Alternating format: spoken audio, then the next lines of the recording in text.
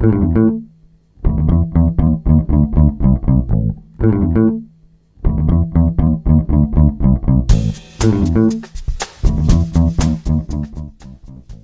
the weekend, I was asked, why is it that some weeks there'll be 3-4 podcast episodes, another week there won't be any? And the answer to that question, as I told him, was that there's something happened that I was feeling passionate about. Also this weekend, someone asked me, how did I ever get into podcasting? I thought, wow, well, there's something I feel passionate about. Welcome back to Rob's Feed today. This is episode number 113, and I'm Rob Schendel. Maybe you're a college student living in a dorm. Maybe you just live in a small studio apartment. What you need to do is get over to dormco.com/Rob. Once you're there, you'll find all kinds of items specifically designed for folks living in small spaces. That's dormco.com/Rob. You know, they just don't make them like they used to. Well, there's lots of things you can say that about, but I'm talking about Republicans.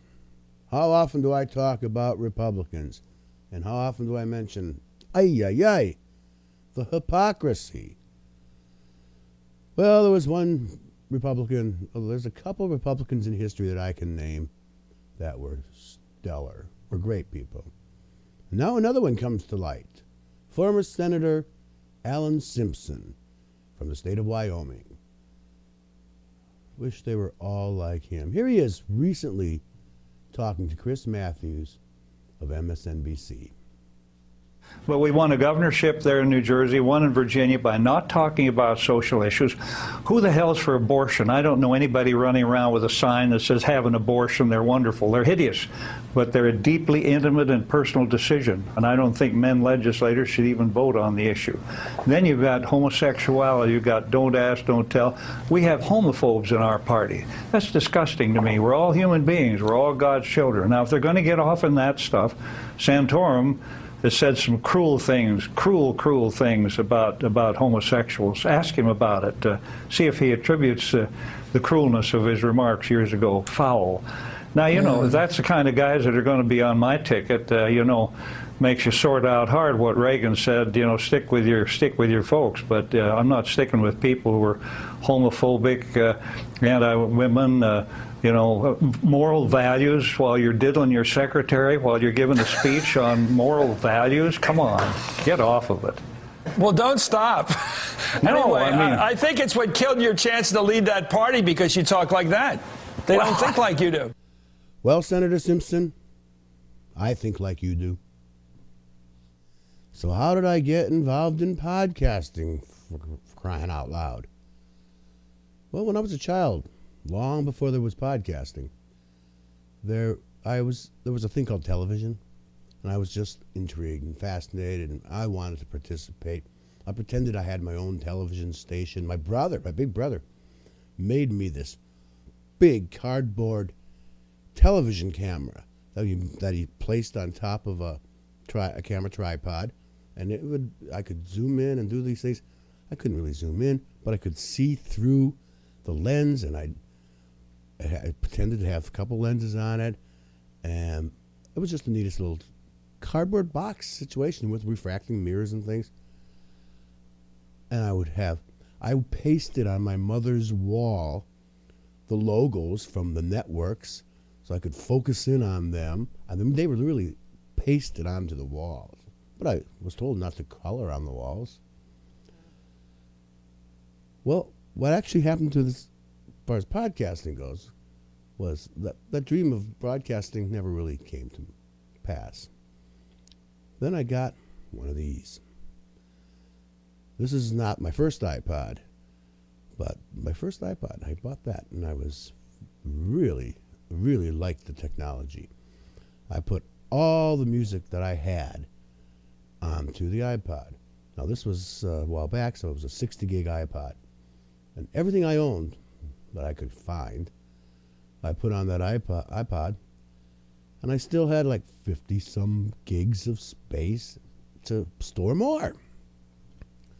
So what happened? I went to the iTunes store, and I started shopping, and I downloaded more and more. Well, that got to be a little expensive, but I still wanted to play with the new technology. And so I'd heard of these things called podcasts. I really didn't know what they were, except that they were audio or video files that one could listen to or watch when they wanted to on pretty well whatever digital device they chose. So I looked to the iTunes store, and lo and behold, they had a whole podcast section. And I migrated to the technology podcast. And there I learned a whole big deal. And that's ultimately what got me started learning about podcasts, because I was listening to podcasts about podcasts. But at the same time, I was just so intrigued with the Apple iPod and how well it worked and how it just worked, and it was so seamless, effortless, getting the thing to do what I wanted it to do. At the same time, I'm having viruses hit my computer right and left. I'm having this crash, this blue screen of death. And then Microsoft comes out with this Windows Genuine Advantage crap that makes you have to bend over backwards to prove that this copy of Windows is actually yours. And that was the last straw. I charged, and I did everything I could. I got my own Macintosh computer, my iMac, and that's the one. To this day, I'm using it now. I'm talking to you through that right now. It's wonderful, and it still is wonderful. There's a quality machine, and it's made me creative. When I had a Windows computer, I never did anything with it but passively watch stuff. Or now I create things, not just this podcast. I'm able to do more. Apple gives you the platforms, the applications to do that. But beyond that, beyond computing, I've really become warm to the Apple Corporation. You know, some companies you just like. Other ones, not so much. Recently, we've been talking about the Target Corporation, how disappointed I am that Target's not been the most gay-friendly company, even though it was a very gay-friendly company. That's probably because of their political donations. And then you look at the lists of Apple executives, you see where they put their money, their donations, and you know what? They put their money where I would put mine if I had any money to put in it.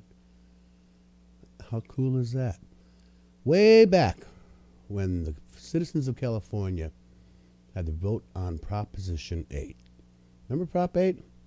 That's the one that forbade marriage between same-sex people.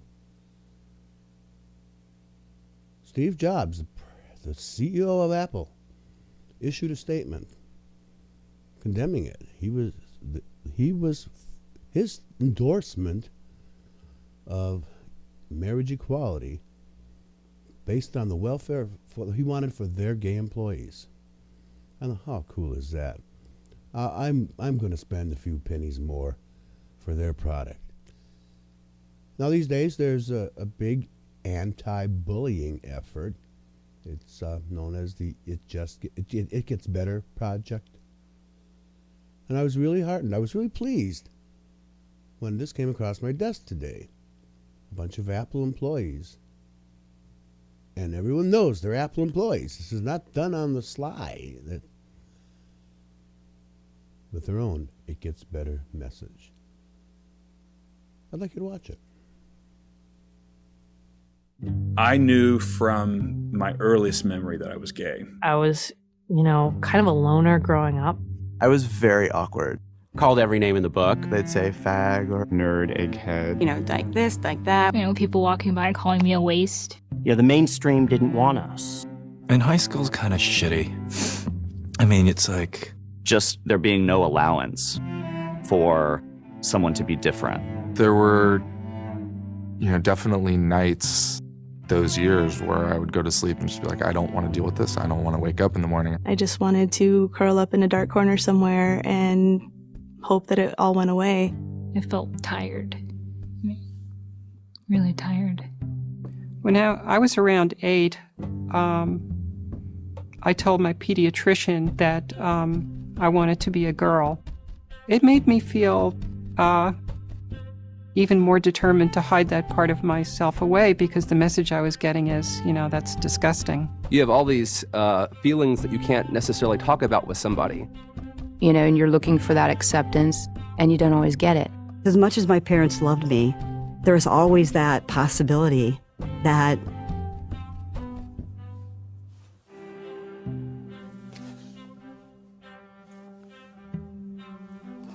the two people that mattered most in my life wouldn't accept me for who I am. And I had this kind of story in my mind that everyone was going to lash out at me and they were going to be mad and they were going to say, oh, you're going to hell. And when I thought about that, I became very depressed, and I had actually contemplated suicide. Why am I like this? I wish I wasn't. I found a bottle of sleeping pills in my parents' medicine cabinet and took them. All of them. Just a few moments before I lost consciousness, I had a fleeting moment where I thought, if it does get better and I'm gone, then I've really screwed up. Every day is worth waking up for. You never know what's going to happen. Life changes so much. When I finally did come out and start to transition, I realized I'd been hiding a huge part of myself. And it just came out. I said, I'm gay. It feels like a weight has been lifted off your shoulders. And that was just incredibly liberating. I'm finally me.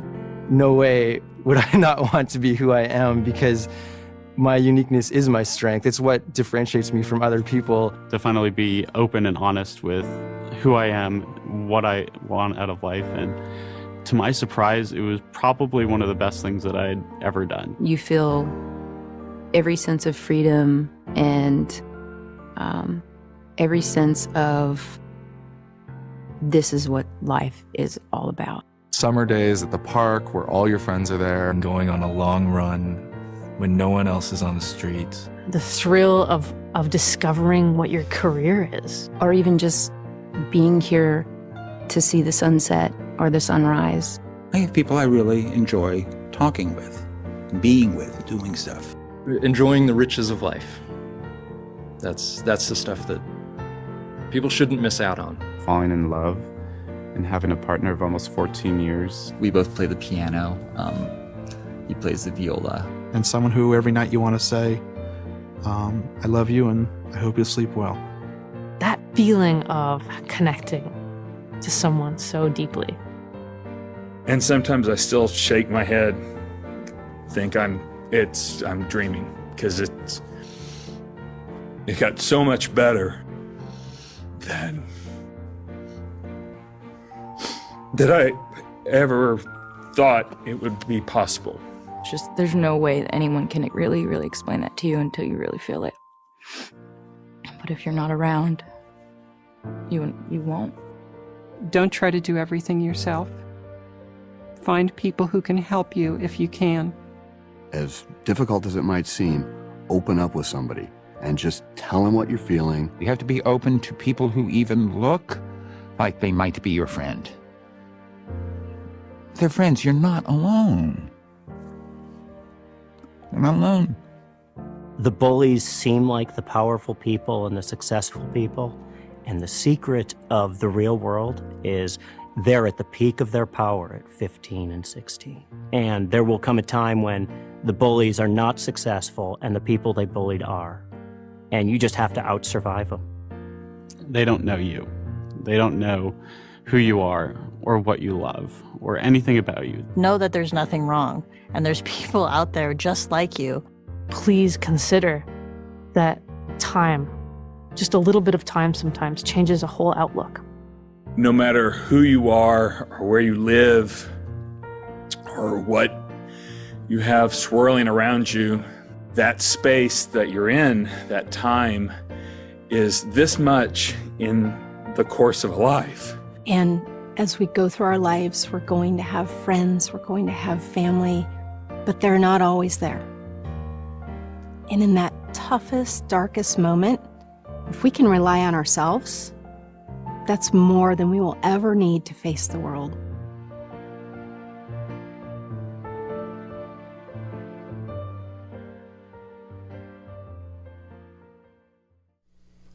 Wow, I think that's a pretty powerful little video. That was actually done for the Trevor Project, the trevorproject.org. You can also do videos if you'd like to for the It Gets Better Project. Just seek that out on YouTube. It Gets Better. I guess I've taken up enough of your time, but I want to thank you very much for downloading. Thank you for watching. Remember to subscribe in iTunes or wherever you see this. But if you are in iTunes, please don't just sample it. Subscribe to the podcast. That way I know that you've done it. I don't know about samplers. By samplers, you just click on it in the store window. Download it, subscribe to it, comment, and rate. I'd appreciate it. I guess on that note, that's all I'm going to say.